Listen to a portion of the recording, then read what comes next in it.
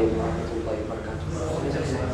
محترم حضرات، الحمدللہ اللہ کی توفیق سے جیسا کہ پروگرام کا اعلان ہوا تھا کہ فضیلت الشیخ مولانا حافظ محسن سلفی حفظہ اللہ ہمارے درمیان موجود ہیں، اور بغیر کسی تاخیر کے بس شیخ ہمارے درمیان آتے رہتے ہیں۔ اور ایک نئی بات ہے جو ہم سب کے لیے بہت خوشی کی بات ہے کہ صوبائی جمعیت اہل حدیث گجرات کی جانب سے شیخ کو داعی اور مبلغ کی حیثیت سے رکھا گیا ہے۔ اب انشاءاللہ شیخ صوبائی جمعیت اہل حدیث گجرات کی جانب سے ایک بہت ہی بہترین داعی اور مبلغ کی حیثیت سے آپ خدمت انجام دیں گے۔ کل ہی سے آپ نے جوائن کیا ہے اور پہلا خطبہ باپو نگر کی مسجد میں ہوا تھا، آج ہمارے یہاں درس ہے۔ ہم دعا کرتے ہیں اللہ رب العالمین سے کہ اللہ رب العالمین آپ کی خدمات کو قبول کرے، آپ کے علم میں برکت دے، اور ہمیں آپ سے مستفید ہونے کا اللہ رب العالمین موقع دے۔ ہم حفظ کلاس کے طالب علم محمد دانش بن محمد عرفان کو میں دعوت دیتا ہوں کہ اس پروگرام کا آغاز کرے۔ تلاوت کلام پاک کے لیے محمد دانش بن محمد عرفان کو میں دعوت دیتا ہوں کہ وہ آئے اور قرآن مجید کی تلاوت سے اس پروگرام کا آغاز کریں۔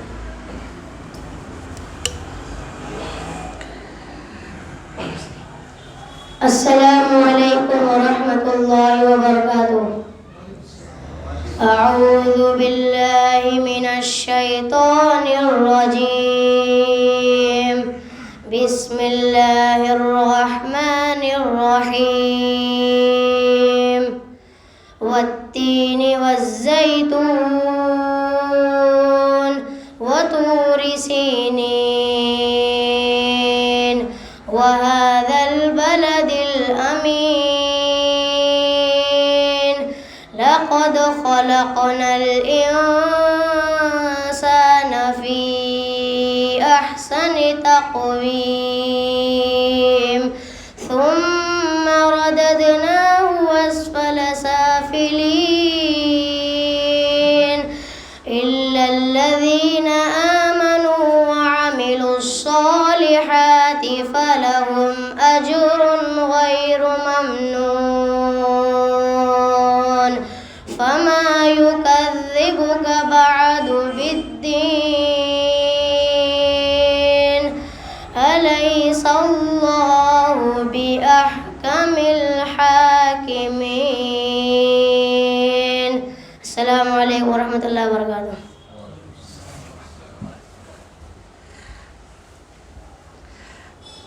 اب اس کے بعد میں شیخ کو بڑے ہی ادب کے ساتھ دعوت دیتا ہوں کہ آپ آئیں، اپنے عنوان کی وضاحت کریں۔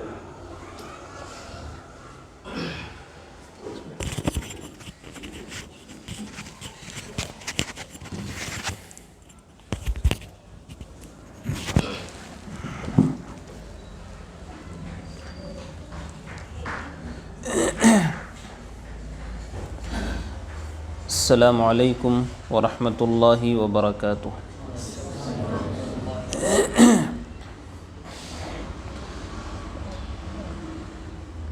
الحمد للہ رب العالمین، والصلاة والسلام علی رسولہ الکریم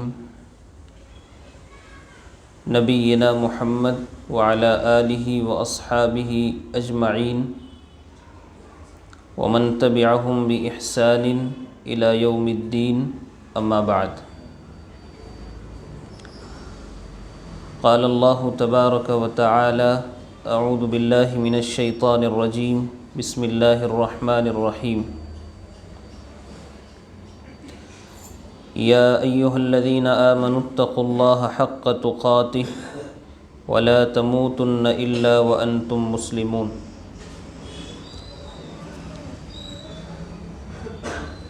محترم ذمہ داران جماعت، قابل احترام بزرگوں، نوجوان ساتھیوں،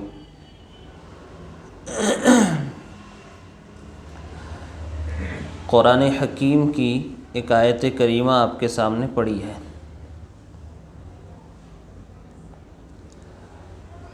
ہم سب اپنے آپ کو مسلمان کہتے ہیں، دنیا کا ہر کلمہ پڑھنے والا انسان اپنے آپ کو مسلمان کہتا ہے،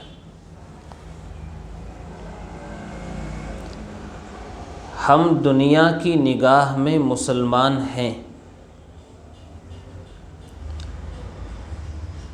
لیکن شریعت کی نگاہ میں ہم مسلمان ہیں یا نہیں ہیں، اس کا معیار اور اس کا پیمانہ کیا ہے؟ کیونکہ قرآن کریم کی جو آیت کریمہ پڑھی گئی ہے، اللہ تبارک و تعالیٰ نے اس میں ہمیں اور آپ کو حکم دیا ہے کہ دیکھو، جب تمہاری موت آئے تو اس حال میں کہ تم مسلمان ہو کر مرو۔ اللہ نے ارشاد فرمایا، یا ایھا الذین آمنوا اتقوا اللہ حق تقاتہ، اے ایمان والو اللہ سے اسی طرح ڈرو جس طرح ڈرنے کا حق ہے۔ وَلَا تَمُوتُنَّ إِلَّا وَأَنْتُمْ مُسْلِمُونَ، اور تمہاری موت اس حالت میں آئے کہ تم مسلمان ہو۔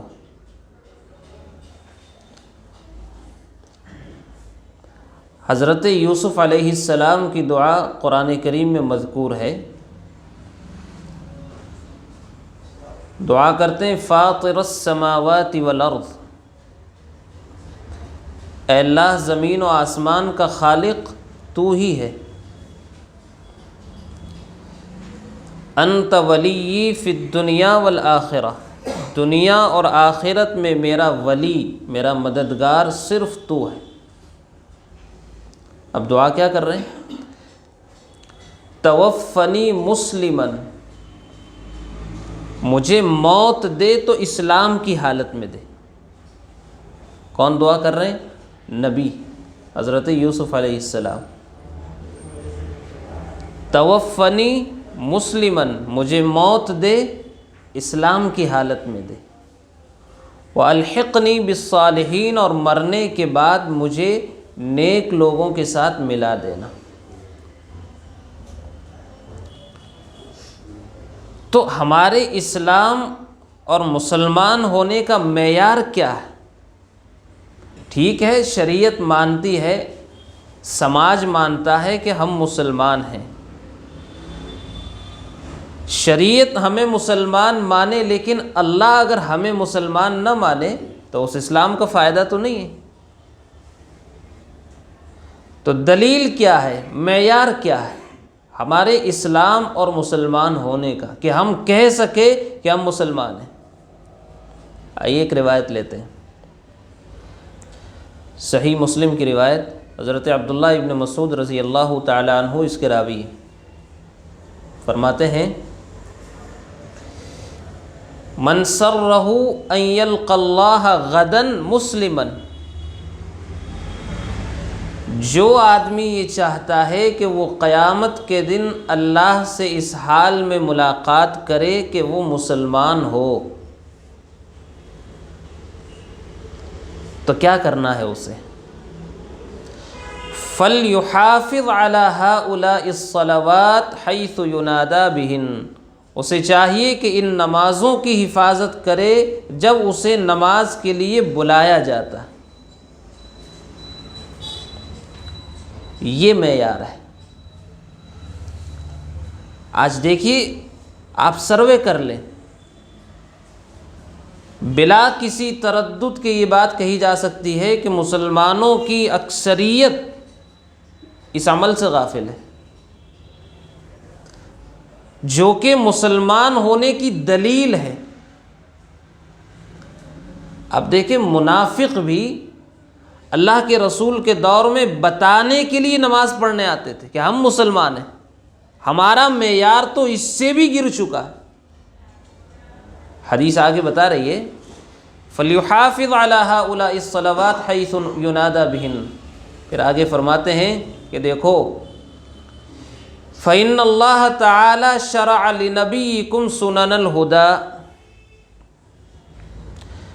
اللہ نے تمہارے رسول کے لیے ہدایت کے کچھ راستے، کچھ طریقے مقرر کیے تھے، وَإِنَّهُنَّ مِن سُنَنِ الْهُدَى، اور نمازوں کو باجماعت ادا کرنا بھی ہدایت کے طریقوں میں سے ایک طریقہ ہے۔ اور آگے کیا فرما رہے پتہ ہے؟ وَلَوْ تَرَكْتُمْ سُنَّةَ نَبِيِّكُمْ لَظَلَلْتُمْ، اگر تم اپنے رسول کی سنت کو چھوڑ دو گے تو گمراہ ہو جاؤ گے۔ گویا کہ دوسرے الفاظ میں بے نمازی گمراہ انسان ہے۔ ٹھیک ہے، آپ سماج کی نگاہ میں ہیں، شریعت کی نگاہ میں نہیں ہے۔ اور پھر آگے اور کڑوی حقیقت بیان کر رہے ہیں، وَلَوْ أَنَّكُمْ صَلَّيْتُمْ فِي بُيُوتِكُمْ كَمَا يُصَلِّي هَذَا الْمُتَخَلِّفُ، اگر تم اپنے گھر میں نماز پڑھو گے جس طرح یہ منافق گھر میں نماز پڑھتا ہے تو تم گمراہ ہو جاؤ گے۔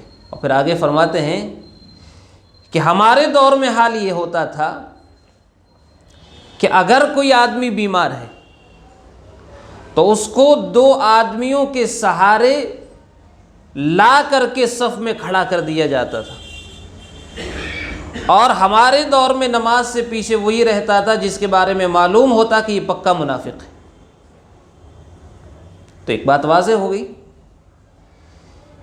کہ مسلمان ہونے کے لیے، اپنے اسلام کو ثابت کرنے کے لیے نماز کی حفاظت ضروری ہے، ایک بات۔ دوسری بات وہ بھی قابل توجہ ہے،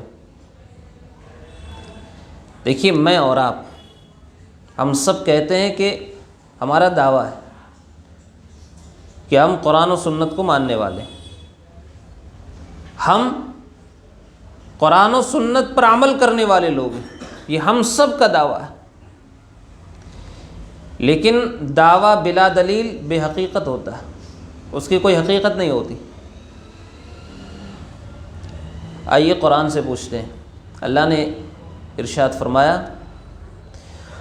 والذین یمسکون بالکتاب واقاموا الصلاۃ، جو لوگ کتاب و سنت کو مضبوطی سے پکڑتے ہیں اور نماز قائم کرتے ہیں، انا لا نضیع اجر المصلحین، ہم اصلاح کرنے والوں کے اجر کو ضائع نہیں کریں گے۔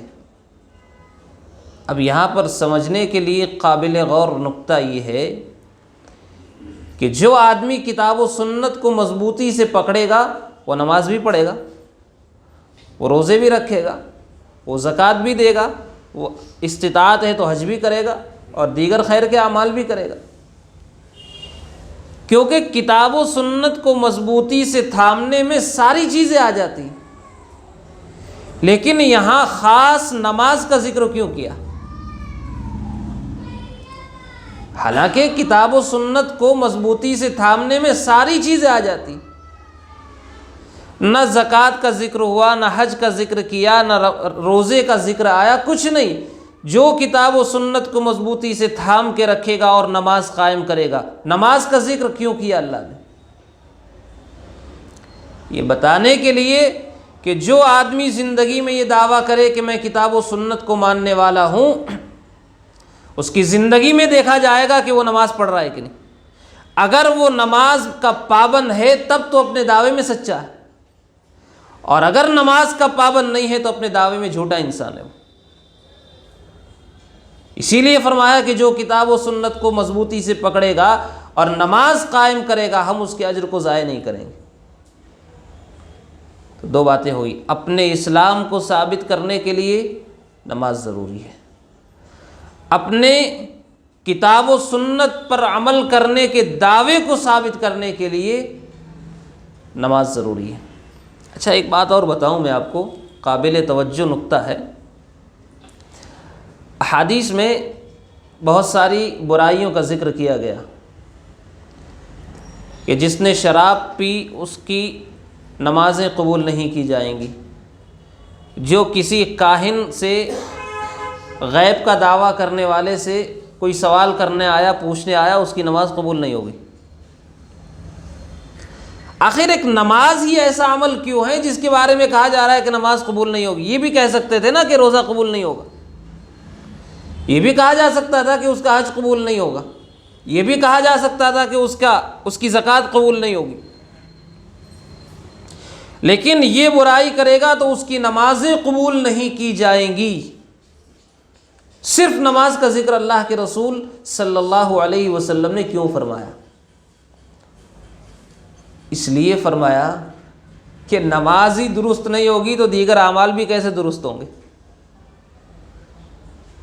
عقیدے کے بعد سارا دار و مدار، اس لیے کہ یہ رکن ہے نا۔ اللہ کے نبی صلی اللہ علیہ وسلم نے فرمایا کہ بنی الاسلام علی خمس، اسلام کی بنیاد 5 چیزوں پر رکھی گئی۔ پہلی بنیاد شہادتین، اور ان دونوں، اس بنیاد کے بعد جس بنیاد کا نمبر آتا ہے وہ نماز ہے۔ اس کے بعد ساری بنیادیں، اس ایک بنیاد کے بعد یہ دوسری بنیاد رکھنا پڑے گی۔ آپ تیسری پہ نہیں جا سکتے، چوتھی پہ نہیں جا سکتے، پہلے دوسری بنیاد پر آپ کو آنا پڑے گا۔ اسی لیے فرمایا گیا کہ اگر نماز ہی صحیح نہیں ہوگی تو دیگر اعمال درست آپ کے نہیں ہو سکتے، نہ روزہ، نہ زکوٰۃ، نہ حج، کچھ درست نہیں۔ سب سے پہلے اپنی نماز کی اصلاح کرنا پڑے گی آپ کو۔ یہ 3 باتیں ہوئی۔ چوتھی بات، اس دنیا کے اندر اپنے اسلام کو ثابت کرنے کے لیے نماز کی پابندی ضروری ہے۔ اسی طرح سے قیامت کے دن اپنی نجات کو ثابت کرنے کے لیے بھی نماز کا ہونا ضروری ہے۔ یہ نہیں تو کچھ بھی نہیں ہے۔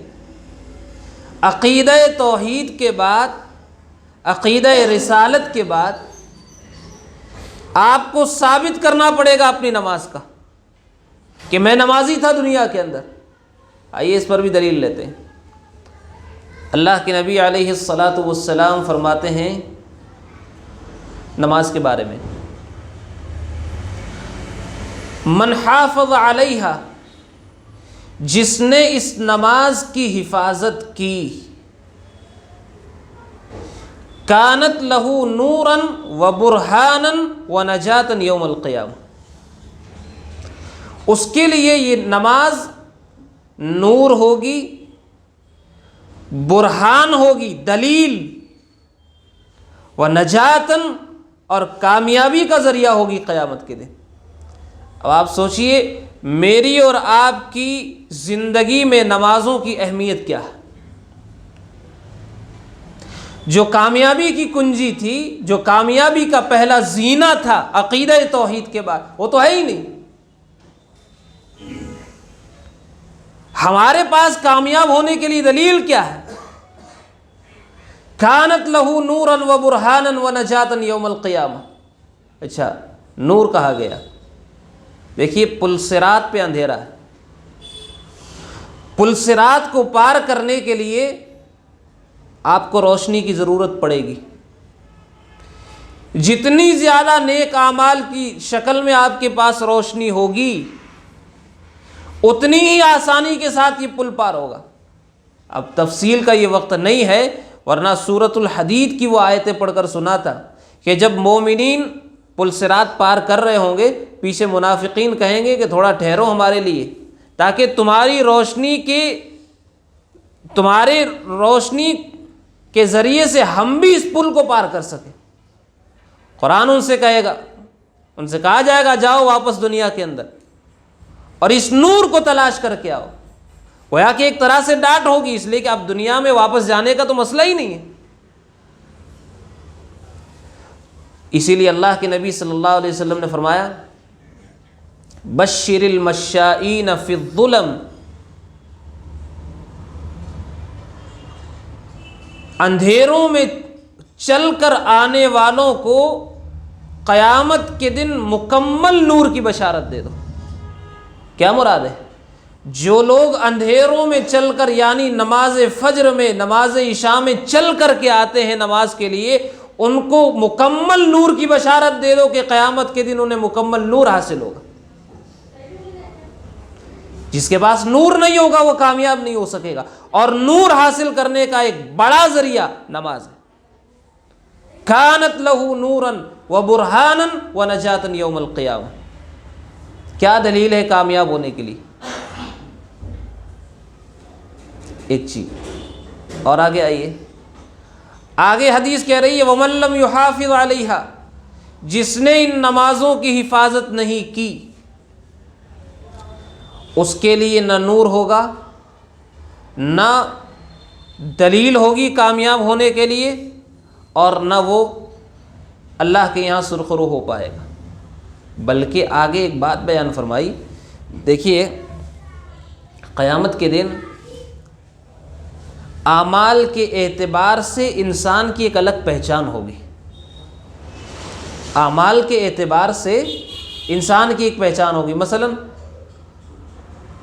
کچھ لوگوں کی پیٹھ پر جھنڈے گاڑے ہوئے ہوں گے، پہچان لیا جائے گا کہ یہ آدمی دنیا کے اندر دھوکہ دینے والا انسان تھا۔ کچھ لوگوں کو اللہ تبارک و تعالی چیوٹیوں کی مانند بنا دے گا، ذلیل، پہچان لیے جائیں گے کہ یہ دنیا کے اندر تکبر کرنے والے لوگ تھے، جو بہت بڑے بنتے تھے آج چیوٹیوں کی طرح ذلیل ہو چکے، اتنے چھوٹے۔ اب بعض ہوں گے جو نور کے ممبروں پر ہوں گے، پہچان لیے جائیں گے کہ یہ دنیا کے اندر انصاف کرنے والے لوگ تھے، اور بعض لوگ اللہ کے عرش کے سائے میں ہوں گے، کوئی انصاف کرنے والا بادشاہ، کوئی نوجوان جس نے جوانی اللہ کی عبادت میں گزاری وغیرہ۔ ہر ایک کی الگ ایک پہچان ہوگی، پہچان کے ذریعے سے جان لیا جائے گا اس کا یہ عمل تھا۔ بے نمازیوں کی پہچان کیا ہوگی پتہ ہے؟ آپ نے فرمایا کہ بے نمازی قیامت کے دن قارون، فرعون اور حامان کے ساتھ ہوں گے،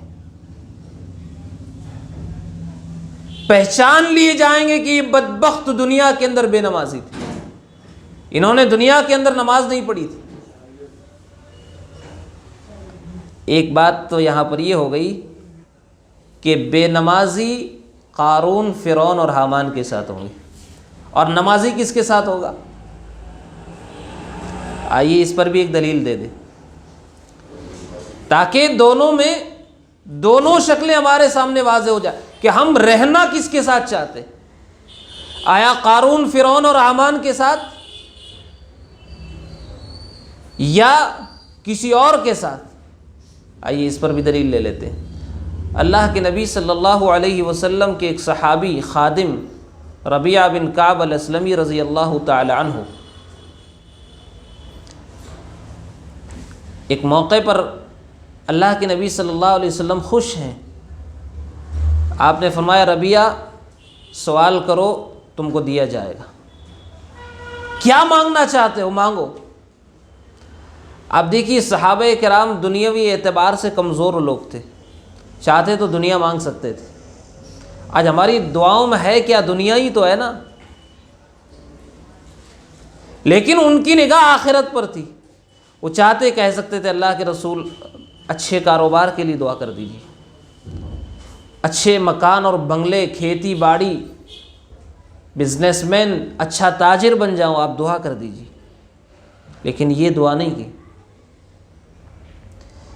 حضرت ربیعہ بن کعب رضی اللہ تعالیٰ عنہ نے سوچ کر کہا کہ اللہ کے رسول اسألک مرافقتک فی الجنہ، اللہ کے رسول جنت میں آپ کا ساتھ چاہتا ہوں،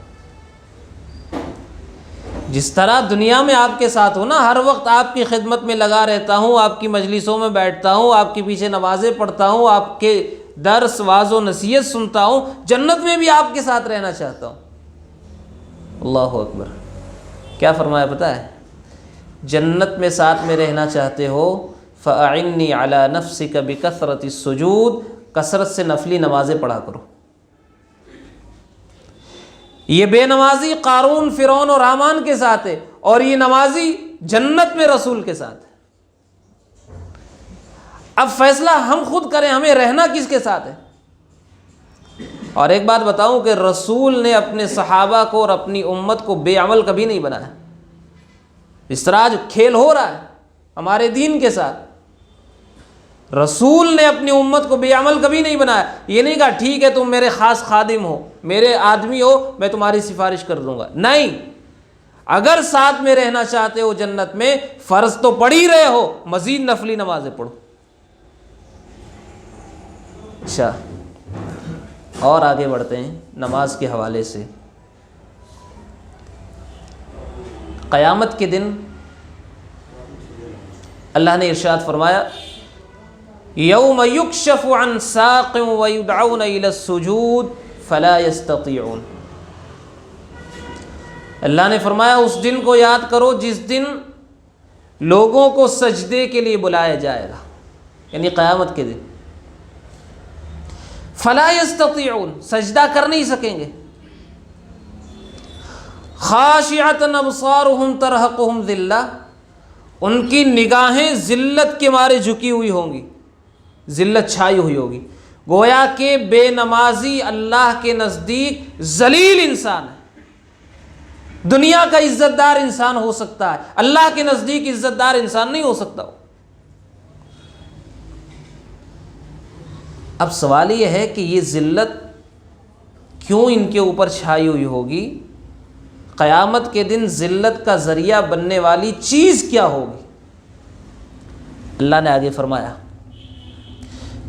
اس لیے ذلیل ہوں گے وَقَدْ كَانُوا يُدْعَوْنَ إِلَى السُّجُودِ، دنیا میں ان کو نماز کے لیے بلایا جاتا تھا، وَهُمْ سَالِمُونَ، اور یہ ہٹے کٹے تھے، صحیح سالم تھے، تندرست تھے، نوجوان تھے، اس کے باوجود بھی نہیں آتے تھے۔ آج دیکھیے اذان ہوتی ہے، چائے کی ہوٹل پہ، بازاروں میں، نکڑوں پر، گھروں میں ٹی وی دیکھتے ہوئے کتنے مسلمان بیٹھے رہتے۔ مسلمانوں کی اکثریت آج نماز نہیں پڑھ رہی ہے، اس بات کو یاد رکھیں۔ آج ہماری دنیا میں ناکامی کا سبب یہ بھی ہے، جہاں بہت سارے اسباب ہیں، اس میں سے ایک بڑا سبب یہ بھی ہے کہ ہم نماز نہیں پڑھ رہے، اور نماز پڑھنے والوں کی جو اکثریت ہے وہ بھی ایسی ہے، بہت تھوڑے ایسے ہیں جو ڈھنگ کی نمازیں پڑھ رہے ہیں۔ مجھے ایک واقعہ یاد آ رہا ہے کہ مسلمانوں کی جنگ کفار کے ساتھ ہو رہی ہے۔ امیر لشکر جو غیر مسلموں کی طرف سے ہے، وہ اپنے جاسوسوں سے کہتا ہے، اپنی قوم سے، اپنے لشکر سے وہ کہتا ہے، تو کیا دیکھتا ہے پتہ ہے؟ کوئی دعاؤں میں مشغول ہے، کوئی نماز پڑھ رہا ہے، کوئی توبہ اور استغفار کر رہا ہے۔ امیر لشکر کو جا کے رپورٹ پہنچتی ہے کہ ان کا عمل یہ ہے، ان کی تیاری یہ ہے، کہ یہی سبب ہے کہ یہ لوگ ہم پر غالب آ رہے ہیں، اس لیے کہ ان کا تعلق براہ راست اللہ رب العالمین سے۔ جس قوم کا تعلق براہ راست اللہ سے نہیں ہوگا وہ کامیاب کبھی نہیں ہو سکتی۔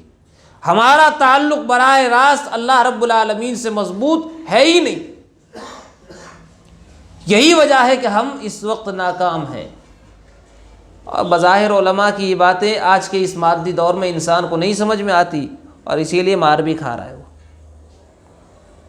جس دن مسلمانوں کا تعلق اللہ رب العالمین سے مضبوط ہو جائے، عقیدے کے اعتبار سے، عبادات کے اعتبار سے، پھر مسلمانوں کو کمزور کوئی نہیں کر سکتا۔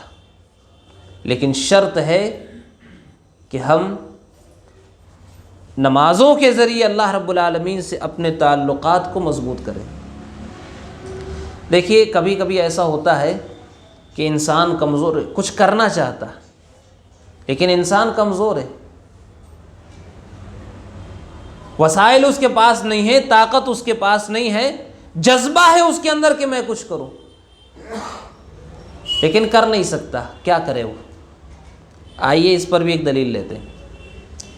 ابتدا میں مسلمان بہت کمزور تھے مکہ میں، اور بے تحاشا مسلمانوں پر ظلم ہو رہے تھے۔ جو مسلمان اسلام لایا، خبر لگی کہ وہ مسلمان ہو چکے ہیں، اس کی پھر خیر نہیں ہے۔ آج ہمیں تو مفت میں اسلام ملا ہے نا، اس لیے قدر نہیں ہے۔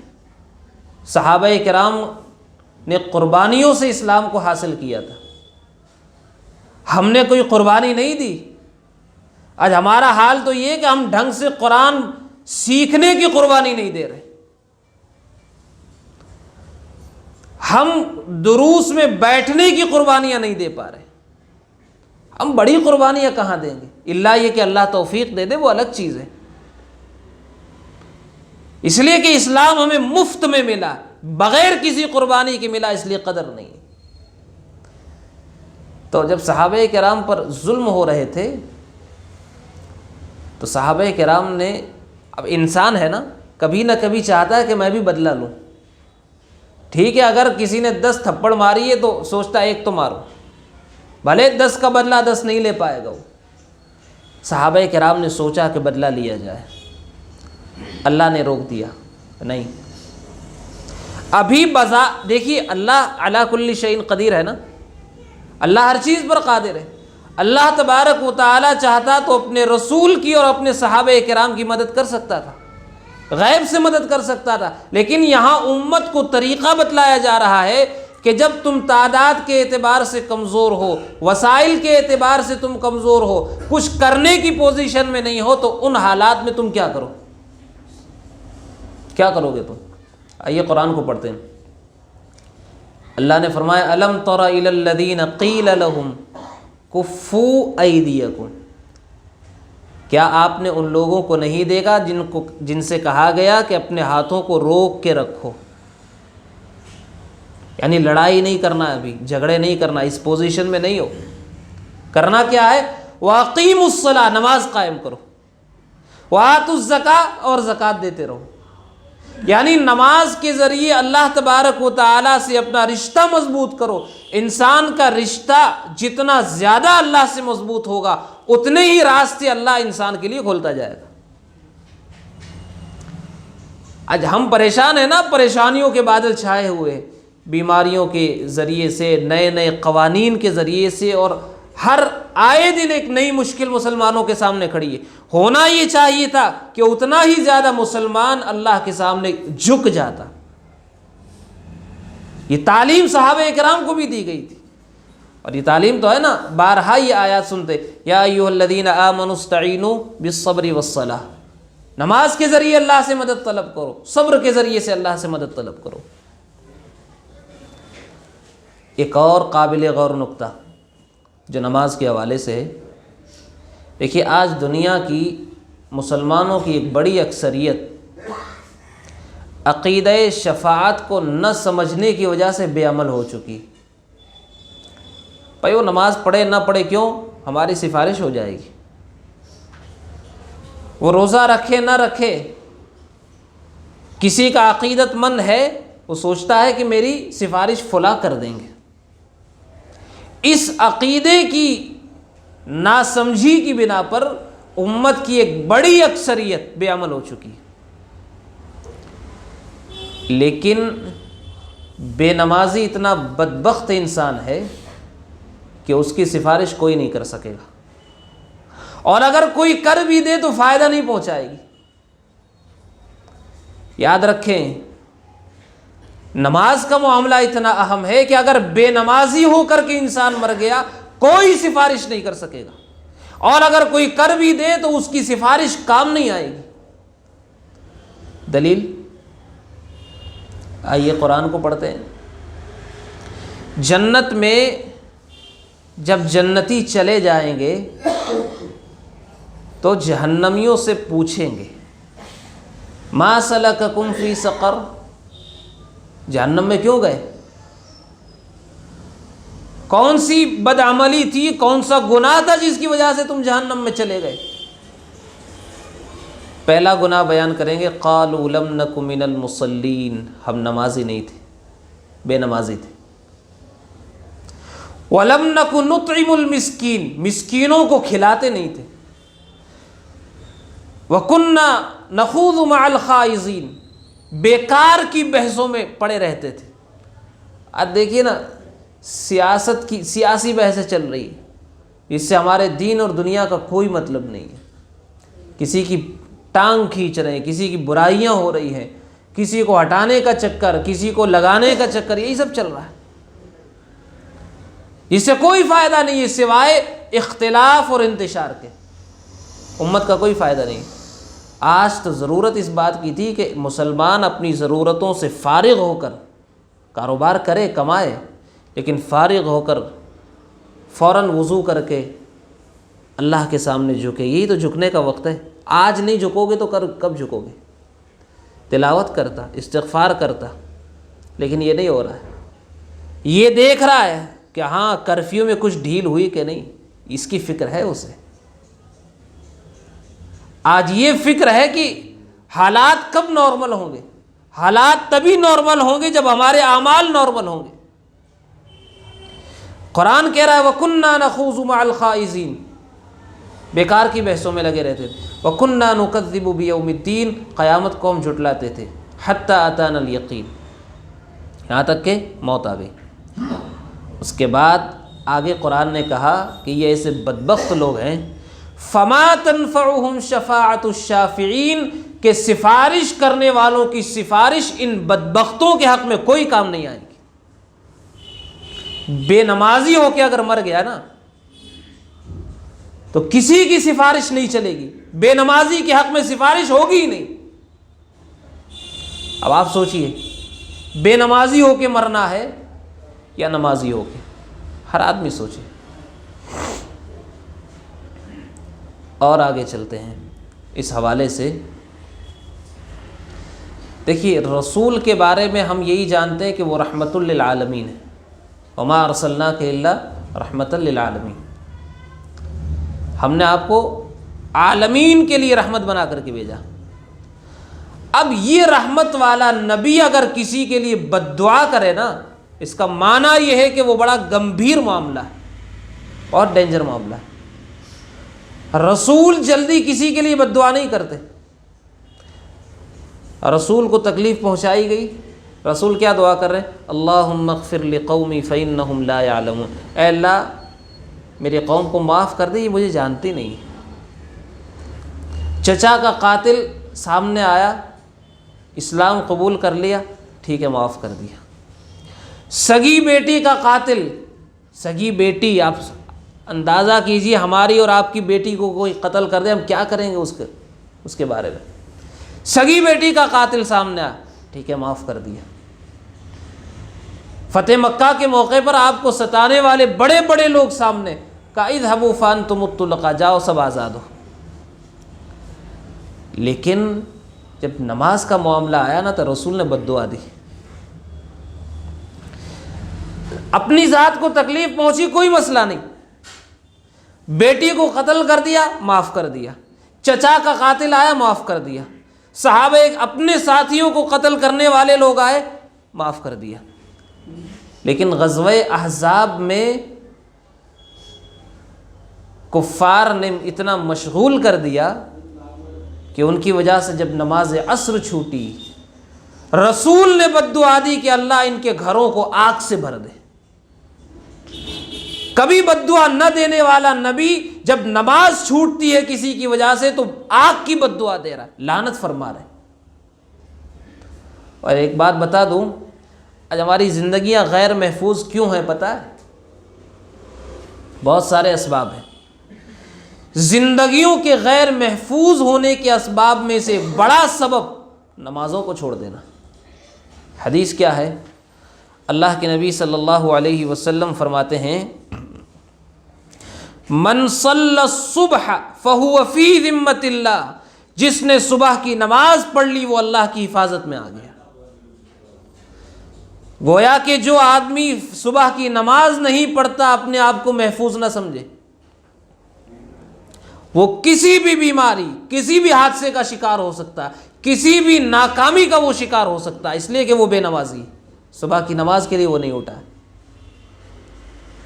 لہٰذا بھائیوں، آج کے اس مختصر سے درس کا یہ پیغام ہے کہ کامیاب انسان کی علامت یہ ہے کہ وہ نماز کبھی نہیں چھوڑتا، کبھی نہیں چھوڑتا۔ آپ دیکھیے قرآن کریم نے فرمایا قد افلح المؤمنون، کامیاب ہو گئے مومن۔ کون مومن؟ دلیل کیا ہے اس کے مومن ہونے کی؟ الذین هم فی صلاتهم خاشعون، جو نماز میں خشوع اور خضوع اختیار کرتے ہیں۔ قرآن کہتا ہے کہ کچھ لوگوں کو جنت میں عزت کے ساتھ داخل کیا جائے گا۔ کون ہے وہ عزت کے ساتھ جنت میں جانے والے؟ قرآن کہتا ہے الذین هم علی صلاتهم دائمون، جو ہمیشہ نماز پڑھتے ہیں۔ رسول کی اس دنیا سے جاتے ہوئے آخری وصیت کیا تھی؟ جو آخری وصیت تھی وہ رسول کی کیا تھی؟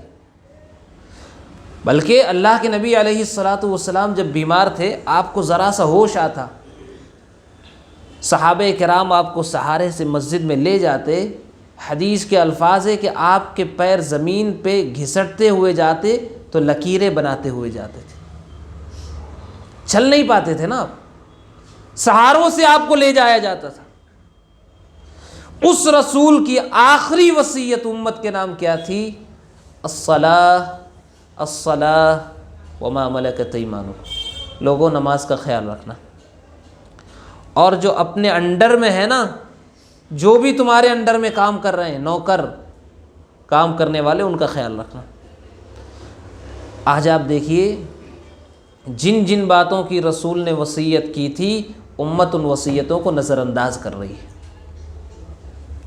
شرک سے روکا، شرک کے اڈے قائم ہو گئے۔